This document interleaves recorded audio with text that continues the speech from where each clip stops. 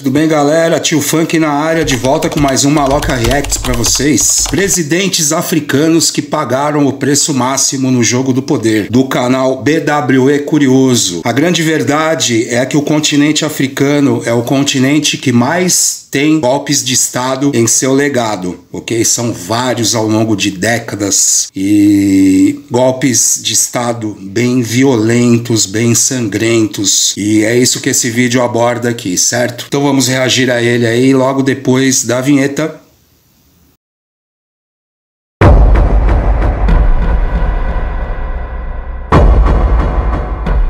E é isso aí, galera. Canal BWE Curioso, o vídeo é presidentes africanos que pagaram o preço máximo no jogo do poder. Muito presidente aí que aplicou o golpe de Estado ou que tomou o golpe de Estado. Realmente a África tem um altíssimo índice de golpes de Estado, assim, é o continente com mais golpes de Estado no planeta. Vamos lá, vamos reagir a isso então? Bora lá. A África, um continente com uma história complexa e rica, vivenciou eventos trágicos em várias ocasiões, incluindo ataques violentos contra líderes de Estado. Esses episódios dramáticos não apenas desestabilizaram nações inteiras, mas também impactaram o destino de todo o continente, revelando a intricada teia de tensões políticas, disputas de poder e interferências externas. Como sofre a África, Os presidentes, viu, galera? que governaram durante esses períodos desafiadores, muitas vezes pagaram o preço mais alto, e suas mortes se tornaram símbolos das lutas pela independência, justiça e pela paz duradoura na região. Samuel Doe foi um ícone. O sargento e político liberiano, que desempenhou um papel crucial em um dos episódios mais violentos da história da Libéria, nasceu em 6 de maio de 1951, em uma pequena aldeia chamada Tuzon, no condado de Grand Guédé, pertencente ao grupo étnico Kran. Sua ambição e determinação o destacaram, permitindo-lhe entrar para o exército, onde subiu rapidamente nas patentes. Sua carreira militar atingiu o auge em 1980, quando, com 28 anos, liderou um golpe de Estado que derrubou o presidente William Tolbert, encerrando mais de 100 anos de dominação das elites américo-liberianas. A ascensão de Doe ao poder... Basicamente, todas as histórias desse vídeo são golpes de Estado, beleza, galera? Vamos seguir vendo aí. Marcou o início de um período de governo autoritário, que trouxe consequências trágicas para a Libéria. Como chefe de Estado, ele impôs um regime repressivo, esmagando qualquer forma de oposição e perseguindo minorias étnicas, especialmente aquelas que não o apoiavam. Durante seu mandato, seu governo foi caracterizado por corrupção, abuso de poder e retaliações brutais contra aqueles que se atreviam a desafiar sua autoridade. Embora inicialmente tivesse o apoio dos Estados Unidos, com o tempo, seu regime ditatorial começou a gerar crescente indignação, tanto dentro do país quanto na comunidade internacional. Em 1989, a Libéria mergulhou em uma guerra civil quando Charles Taylor, um ex-funcionário do governo de Doe, iniciou uma rebelião para derrubar o regime. A guerra civil foi extremamente violenta, e Doe, que havia perdido o controle de grande parte do país, viu-se em uma situação cada vez mais desesperadora. Em agosto de 1990, sua situação se agravou drasticamente quando foi capturado pelas forças rebeldes lideradas por Prince Johnson, um dos líderes de facção mais impiedosos. Sua captura se tornou um dos episódios mais brutais da história da Libéria, pois Doe foi levado à sede de Johnson, onde foi torturado publicamente. As cenas de seu... O maluco foi torturado publicamente. Interrogatório e tortura foram gravadas em vídeo, que posteriormente circulou pelo mundo, gerando choque e indignação. No vídeo, é possível ver seus captores cortando sua orelha e, em seguida, outras partes de seu corpo, enquanto continuavam a infligir golpes, mesmo diante de seu imenso sofrimento. Apesar disso, ele não revelou nenhuma informação estratégica, o que, segundo algumas interpretações, foi visto como um ato final de lealdade ao seu povo. Sua tortura se prolongou por várias horas, até que ele morreu em decorrência dos ferimentos. Seu corpo desfigurado e mutilado foi jogado na rua, simbolizando a queda definitiva de seu poder e influência. Muammar Gaddafi foi uma das figuras políticas mais polêmicas e marcantes do século XX. Vale dizer o seguinte, meu, o povo arrasta governante na rua, despedaça governante na rua, estraçalha cadáver, meu chapa. O negócio é violento na África, muito violento.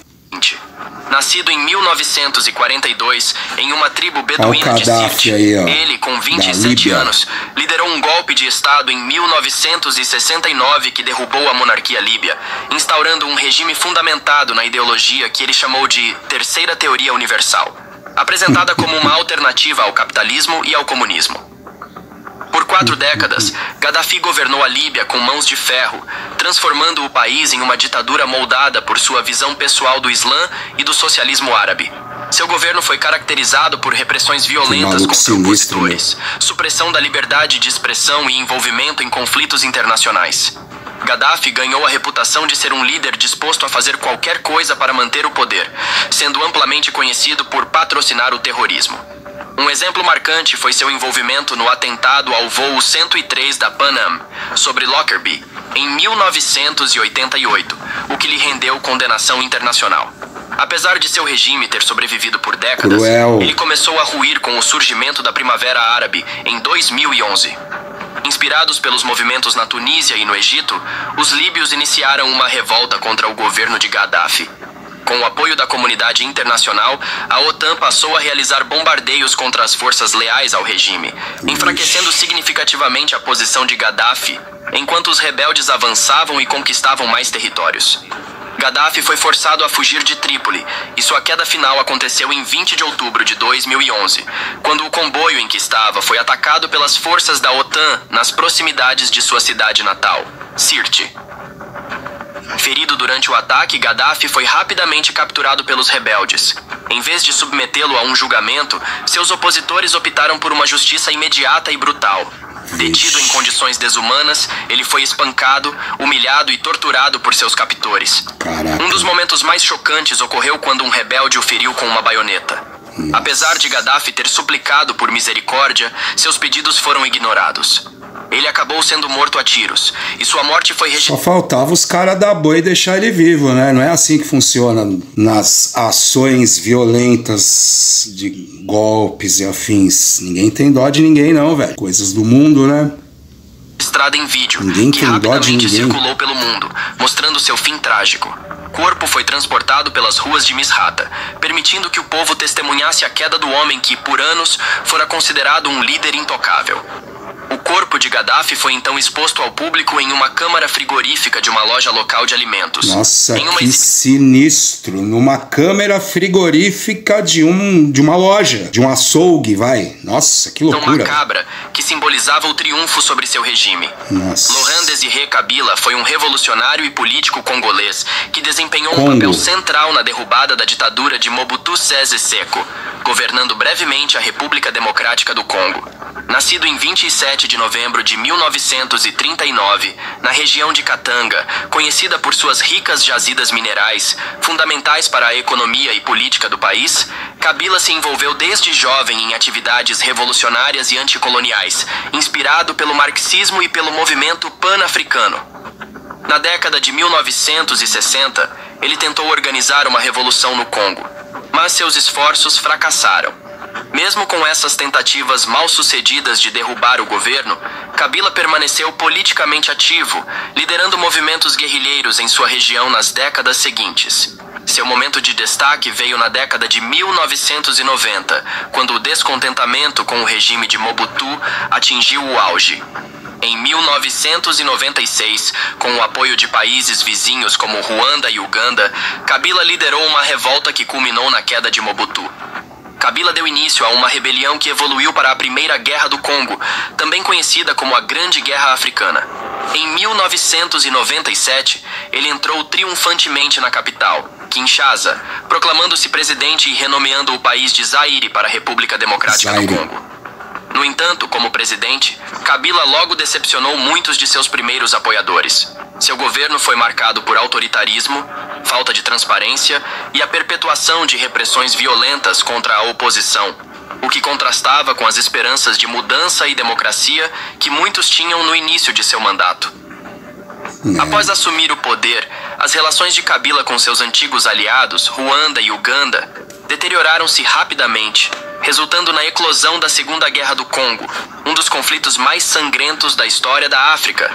Essa guerra envolveu diversos países e facções, causando a morte de milhões de pessoas, a maioria delas civis. O conflito devastador tornou-se um dos maiores desastres humanitários do continente, envolvendo questões complexas de poder, recursos e rivalidades étnicas. Em 16 de janeiro de 2001, durante uma reunião no escritório do presidente Kabila com um assessor econômico, Emile Mota, um indivíduo se aproximou de Kabila enquanto ele discutia uma cúpula com a França.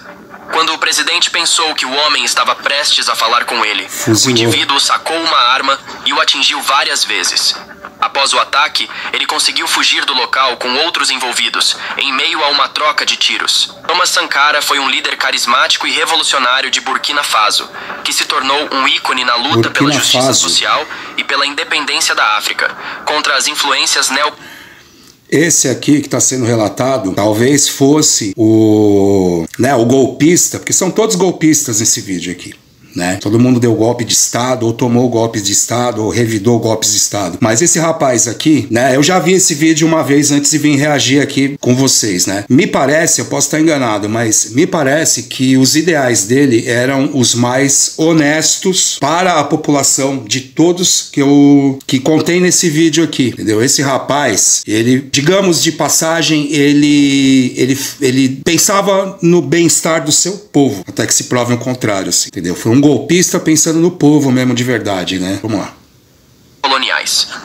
Nascido em 21 de dezembro de 1949, na cidade de Iaco, que na época fazia parte da colônia do Alto Volta, Sankara mais tarde renomeou o país como Burkina Faso, que significa Terra dos Homens Íntegros.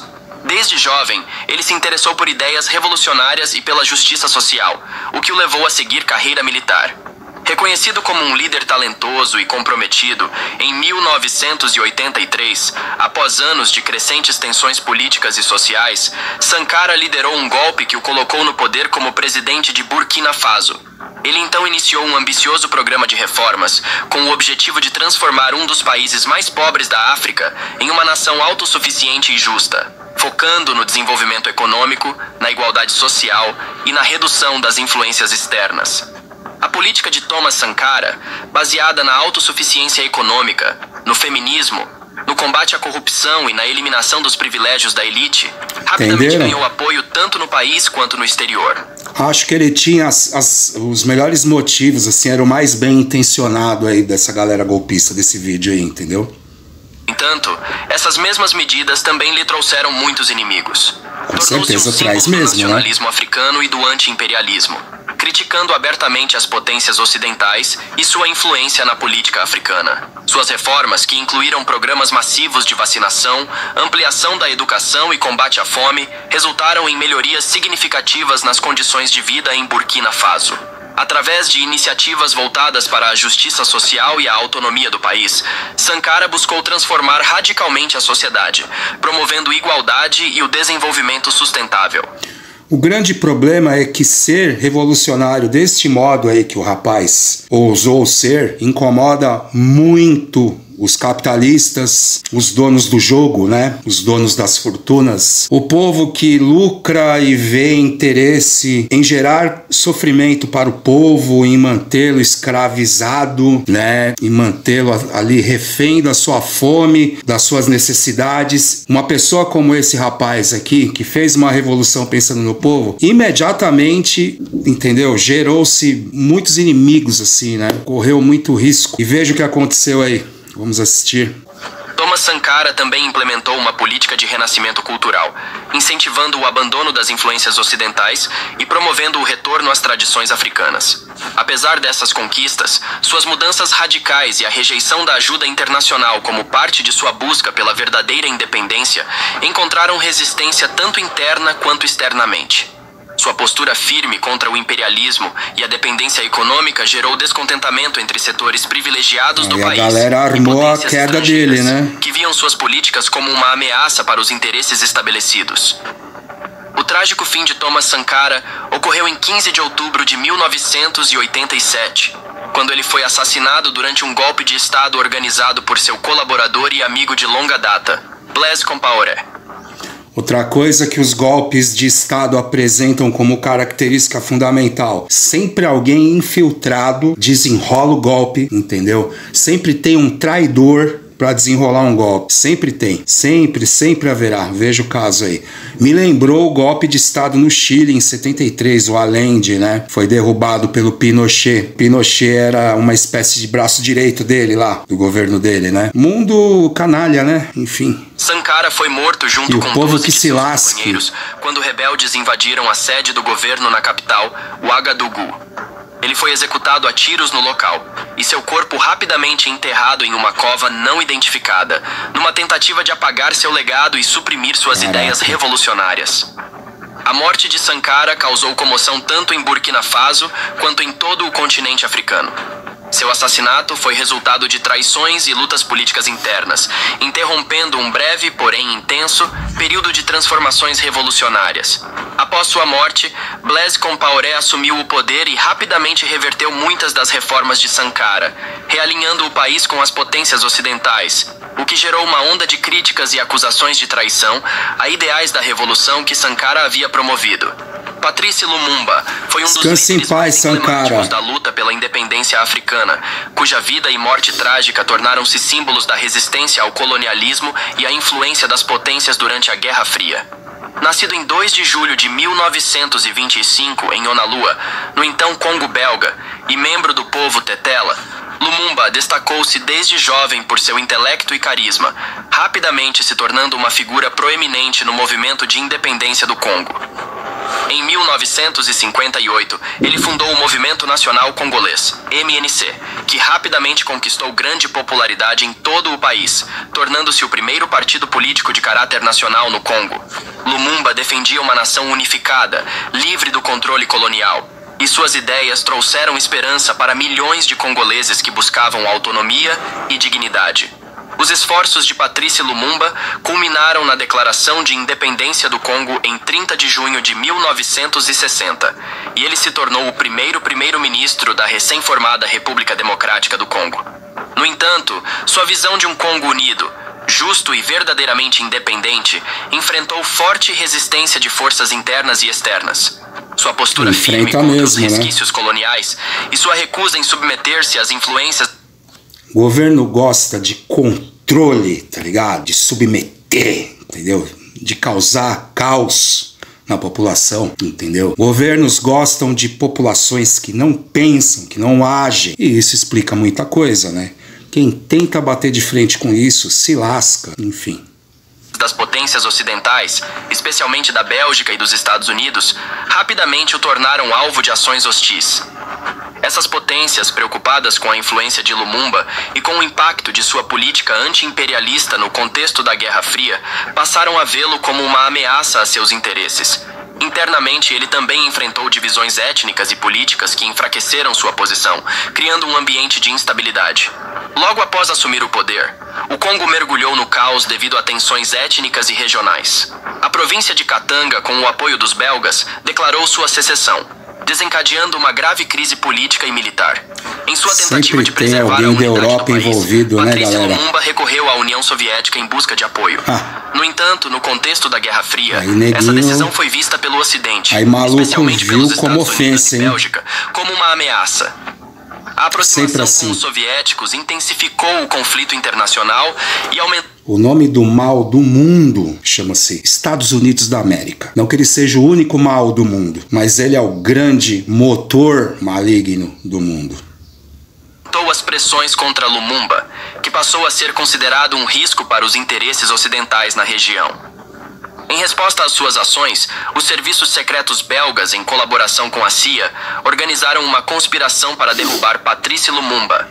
Em dezembro de 1960, ele foi preso pelas forças governamentais leais ao coronel José. Os caras descaracterizaram a imagem aí, vocês já imaginem, hein? Em condições severas, Lumumba foi repetidamente espancado e humilhado. Em janeiro de 1961, ele foi entregue para os seus piores inimigos na província de Katanga, cujos líderes eram declarados opositores de sua política. No dia 17 de janeiro de 1960, Patrice Lumumba foi brutalmente assassinado por um pelotão de soldados catanguenses, apoiados por oficiais belgas. Ele foi primeiro baleado e, como forma adicional...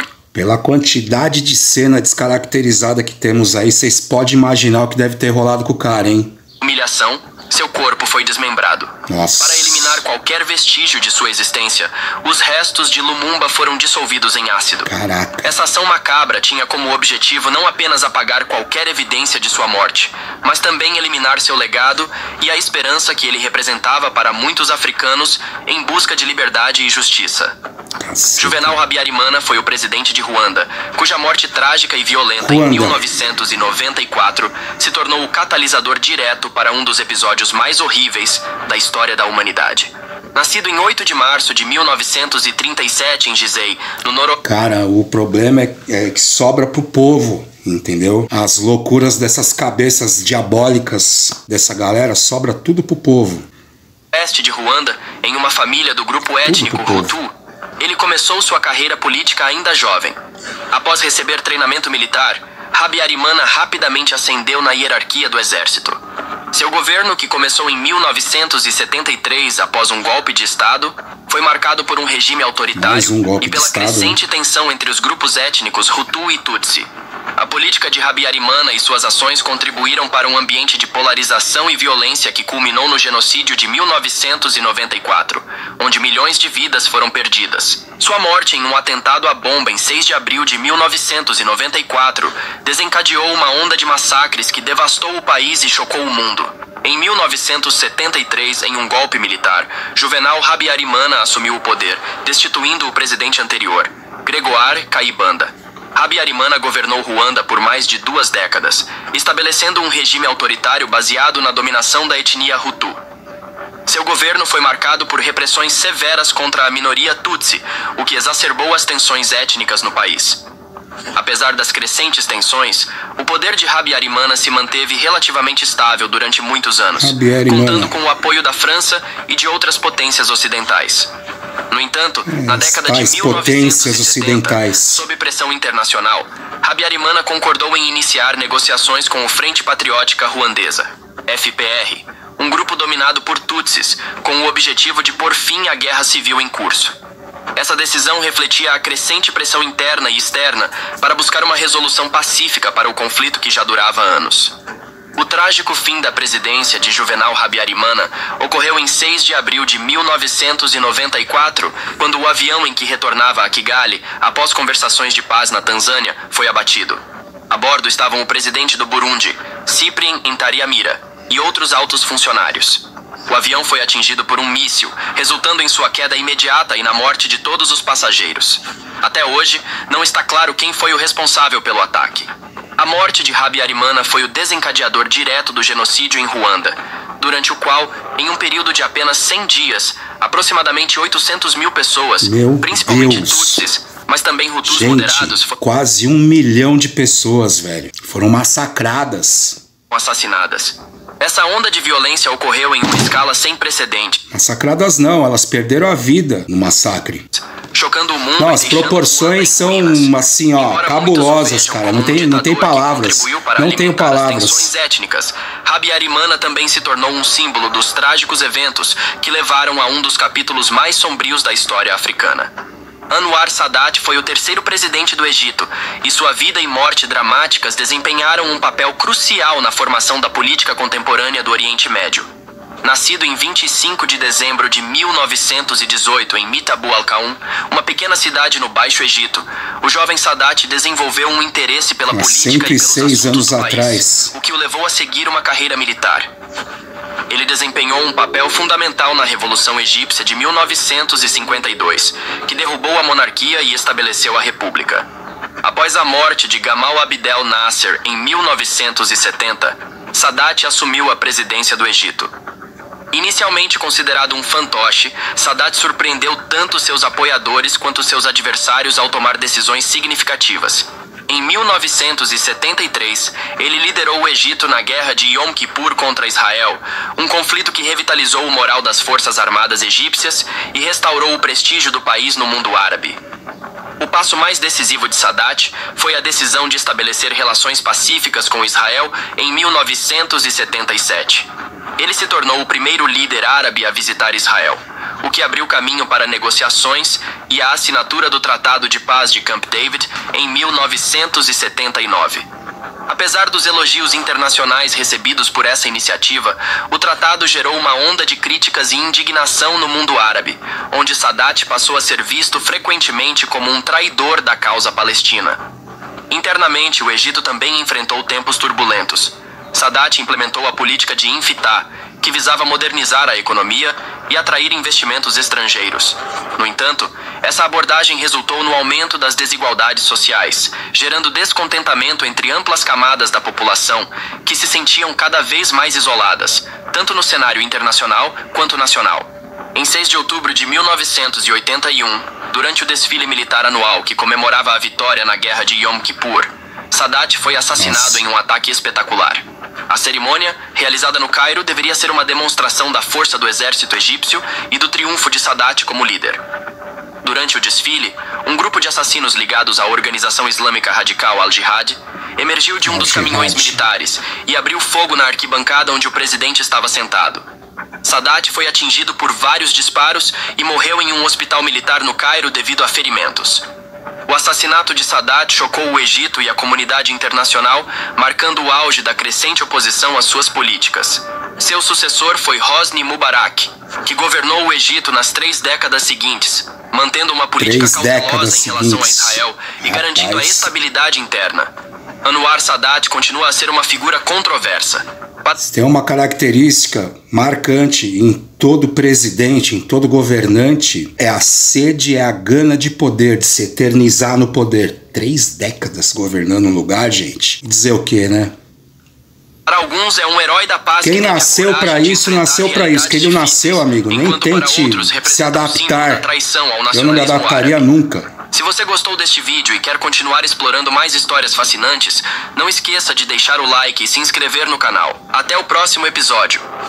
Beleza, galera? Então reagimos aí presidentes aí de países, né, governantes aí na África que deram golpes de Estado ou sofreram golpes de Estado, e em vários casos aí o governante deu golpe, sofreu golpe também, porque a África é o continente no mundo com o mais alto e disparado índice de golpes de Estado. E como o mundo, digamos, não tá nem aí para a África, então esses golpes de Estado, eles acontecem mesmo, rola genocídio, um monte de gente perde a vida, e quando eu digo um monte de gente, pode colocar milhões aí no numerário, entendeu? Infelizmente, o mundo é essa coisa aberrante, ok? E repare aí no vídeo que eu reagi, teve um deles aí que ele tava com as intenções até que boas para o povo. Não escapou de tomar golpe. É golpe atrás de golpe, sabe? Então,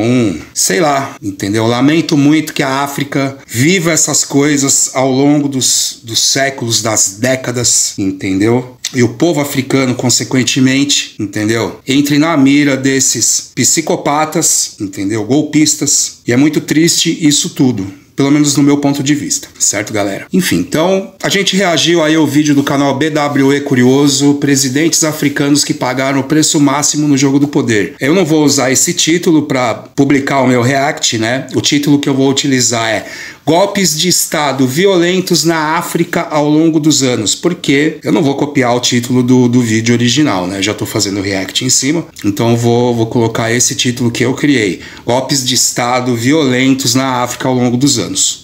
Certo, galera? E, enfim, vídeos como esse deveriam ensinar coisas ao povo que assiste, entendeu? Deveria transmitir o conhecimento referente a práticas cruéis pela sede de poder. Vídeos como esse deveriam circular muito mais na internet do que meras fofocas aí que a gente vê sobrando pelos cantos, entendeu? Aliás, eu reajo a fofocas aqui também, não sei o que, não me isento, né, de veicular esse tipo de notícia, mas eu também veiculo esse tipo de vídeo, entendeu? Que acrescenta coisas às inteligências humanas, né? Às cabeças das pessoas, né? Por um mundo com mais vídeos esclarecedores como esses, que dão nome aos bois, entendeu? Datas locais, fatos e etc e tal. Vídeos que acrescentam a cabeça das pessoas aí, conhecimento. Beleza, galera? Enfim, é isso. Assistimos aí mais um vídeo. Peço que você dê like, que você acione o sininho das novas notificações, se inscreva no canal, comente o vídeo também, responda a todos os comentários. Se você quiser colaborar com o canal, aqui ao lado está o código do nosso Pix. Qualquer valor é bem aceito e colabora para o crescimento dos nossos trabalhos aqui no canal. E eu agradeço muito, beleza, galera? E é isso. Eu sou o Herbert Souza, o Tio Funk, e a gente reagiu aí a mais um vídeo. Encerramos aqui mais um Maloca Reacts, beleza? É o Maloca Reacts de número 68. Estamos há 3 meses fazendo reacts e fazendo vídeos pro Maloca Pop e pro Maloca Reacts aí pra vocês. Espero que vocês estejam gostando. Dá um feedback aí, conta pra gente o que vocês estão achando nos comentários. Mandem suas sugestões também de reacts. Conforme for, eu acatarei essas sugestões e farei reacts das dicas aí de vocês, beleza, galera? Então é isso. Deixo aqui um grande abraço, um beijo e vocês que se cuidem aí, beleza? Até o próximo Maloca Reacts. Fui!